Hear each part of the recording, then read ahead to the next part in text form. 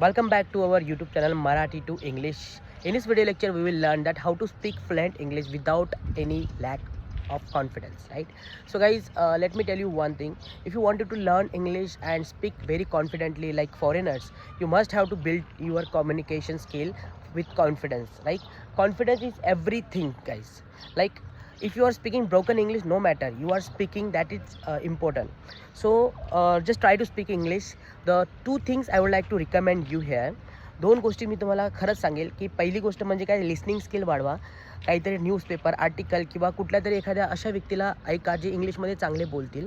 दुसरी गोष्ट म्हणजे काय की एखादी गोष्ट तुम्ही जर बघत असाल त्या ऑब्जेक्टला, त्या गोष्टीला तुम्ही त्याच गोष्टीला शब्दाने म्हणजे काय शब्दशः इंग्लिशमधूनच त्याला थिंक करा. म्हणजे काय, जर मी ॲपलला बघतोय तर त्याला मी ॲपलच म्हणेल, सफरचंदच म्हणेल.